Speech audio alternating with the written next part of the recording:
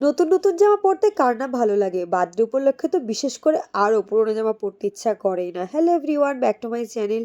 আমি নীলিমা চলে এসেছি নতুন একটি ব্লগ নিয়ে। দেখতে থাকো, সঙ্গে থাকে, স্কিপ না করে। তোমরা অনেকেই জিজ্ঞাসা করেছো ঐশ্বর্যর বার্থডে কেমন করে কাটালাম, সেটাই তোমাদের সঙ্গে শেয়ার করব এই ব্লগটাতে। কিন্তু এই ব্লগটা হচ্ছে আগের দিনের ব্লগ, মানে এটা 20 তারিখের ব্লগ। আর ঐশ্বর্যর বার্থডে ছিল 21 তারিখে।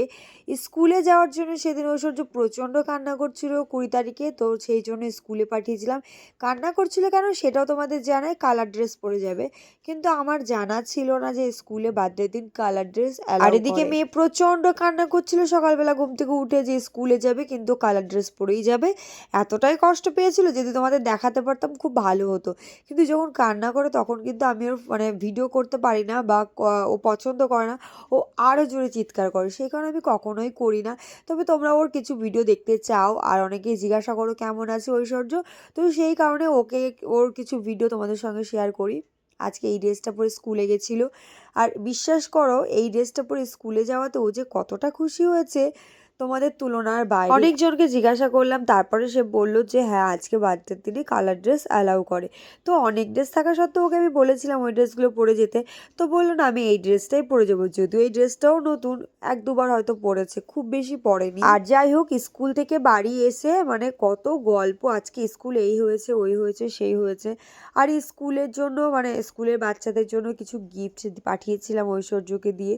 তো সেগুলো মানে সবাইকে দিয়েছে, ম্যামকে দিয়েছে, নিজেও কিছু খাবার কিনে নিয়ে এসছে। আর তারই গল্প ও এসে বাড়িতে করছিল। আর এদিকে ওকে স্নান টান করিয়ে আমি এদিকে, ও একটু খেলা করছিল আর আমি এদিকে টেবিলগুলো গুছিয়ে নিচ্ছি। দেখতে দেখতে 21 তারিখ চলে আসবে, কাজগুলো একটাও গুছিয়ে পারবো না, কারণ বাড়িতে যখন অনুষ্ঠান থাকে তখন দেখবে কত পরিমাণে কাজ থাকে। তো এই সাদা দেওয়াটা অনেকদিন ধরে একটু কালো কালো হয়ে গেছিলো, সাদা জিনিস সবসময় তো পরিষ্কার করা যায় না। তো ডেলি নোংরা পড়ে, তো কিছুদিন পর পর আমি এটাকে পরিষ্কার করি।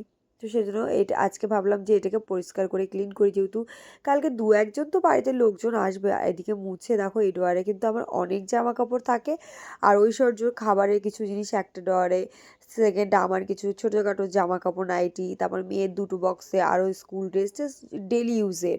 তো আয়না টায়নাও মুছে নিচ্ছে। আর এই ঘরটা না আমার টাকা রাখার ঘর, যেখানে হরেকৃষ্ণ রোজ কিছু না কিছু টাকা ফেলে, আর সেই টাকা আমি খরচা করি আমার ইচ্ছা মতো, আর যখন খুশি তখন বের করতে পারি। আর এই ঘরটা আমিই তৈরি করেছিলাম।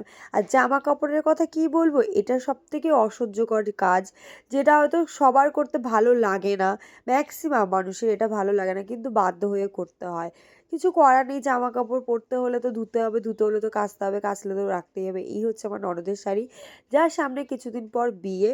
আর এইদিকে দেখো একটা পার্সেল এসেছে, সেটা হচ্ছে আমার একটা ভাই পাঠিয়েছে দুর্গাপুর থেকে। তো তোমরা অনেকেই কম বেশি জানো কুণালকে, যে আমার লাইভে সবসময় থাকে আর ভীষণ সাপোর্ট করো। তোমরা অনেকেই ওকে এতদিনে হয়তো আমার লাইভে চিনে গেছো ভালো করেই। তো যাই হোক, সে পাঠিয়েছিল ভাই, মানে ওই ভাইটাই পাঠিয়েছিল আমার মনার জন্য। ও আরও একটা গিফট পাঠিয়েছিল। আর এদিকে দেখো এত কাজ করছি, দু পায়ে দুটো জুতো পরে ঘুরে বেড়াচ্ছি, তো আমার খেয়ালই ছিল না। এদিকে দেখো ঐশ্বর্যকে সেই গিফটটা দেওয়াতে ঐশ্বর্য কিন্তু প্রচুর খুশি হয়েছে, কারণ ওই যে সামনে এগুলো আঁকা রয়েছে না, ওর এগুলো ভীষণ ভালোবাসে, ওর ভীষণ পছন্দ হয়েছে। Thank you so much Kunal again, যেহেতু তোকে জানিয়েছি। তারপরে আবার আমরা বেরিয়ে গেলাম বাজারের দিকে, কারণ মনে বারবার খুঁতখুত হচ্ছিল। খুব একটা বড় করে করছি না, কিন্তু মেয়েকে একটা তাই বলে নতুন জামা কিনে দেবো না, তো সেই জন্য বেরিয়েছিলাম জামা কিনতে। তো এখানে গিয়ে দেখি ভালো ভালো না জামা কাপড় ছিল না, নিজের জন্য কিছু জামা কাপড় তো দেখতেই হবে, কারণ গেলে কোথাও নিজের জন্য জামা কাপড় দেখবো এটা তো হতেই পারে না। তো একের পর এক অনেক জামা কাপড় আমাদের দেখিয়েছিল, সেও তো আমার পছন্দ হচ্ছিল না, যে কারণে আমার এখান থেকে একটা জামাও পছন্দ হয়নি। আমি ভীষণ খুঁতখুঁতে, মেয়ের জন্য যেটা নেবো সেটা যেন খুব পারফেক্ট দরকার, আমার এইরকম ভালো লাগে। তো যে জামাগুলো দেখাচ্ছিলো ওই কোয়ালিটি ভালো লাগছিলো না, হাতা ভালো লাগছিলো না, কিছু না কিছু একটা প্রবলেম হচ্ছিল, তো সেই কারণে আমি এখান থেকে স্কিপ করে দিয়েছিলাম। তবে আরও একটা কথা বলি, এই ব্লগটা এত দেরি করে দিচ্ছি তার কারণ এই ভয়েসটা শুনে বুঝতেই পারছো যে আমার কথা বলার ইয়েটা কেমন হয়ে গেছে, ভীষণ ঠান্ডা লেগেছে, তো কথা বলতে পারছিলাম না ভালো করে, সেই জন্য ভয়েস ওভার দিতে পারছিলাম না। আর এই জামাটা আমার খুব ভালো লেগেছিলো, কিন্তু জামাটা ছোট ছিল অনেকটা, যেটা ঐশ্বর্যর হবে না। আর সরস্বতী পুজোর কারণে কিন্তু আমি আরও বেশি লেট করে ভিডিওগুলো তোমাদের সঙ্গে শেয়ার করছি, কারণ একটু আধটু যদিও বা মিউজিক তোমরা শুনতে পাও বা ইউটিউবের এই ভিডিওতে চলে যায়, তাহলে সঙ্গে সঙ্গে কপিরাইট ক্লেম আমায় দিয়ে দেবে, সেই কারণে লেট দিচ্ছিলাম, যাতে এই ভিডিওগুলো খুব স্পেশাল আর এই ব্লগগুলো খুব স্পেশাল, খুব সুন্দরভাবে তোমাদের সঙ্গে দিতে পারি। আর এখানে একটা সারার টপ ছিল, সেট, তো প্যান্ট দিয়ে প্লাজো দিয়ে অনেক রকম ছিল। কিন্তু বিশ্বাস করো, হয়তো তোমরা বলবে বেশি ন্যাকামো করছি, কিন্তু আমার একটা জামাও পছন্দ হয়নি। আর এদিকে এই হলুদ জামাটাও ভালো লাগছিলো, কিন্তু ওর হলুদ জামা একদম নতুন আছে।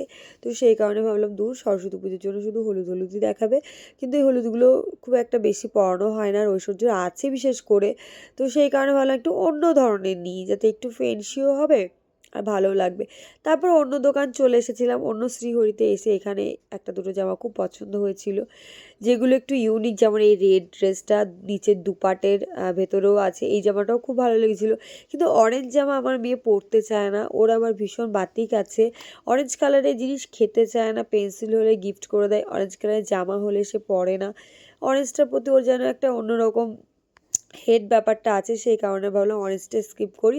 আর রেডটা সত্যি কথা একটু অন্যরকম লাগলো, আমারও পছন্দ হয়েছে। আর ড্রেসটা হরেকৃষ্ণরও খুব পছন্দ হয়েছিল, মেয়েকে পুরো পুরো লাল টুকটুকে লাগবে।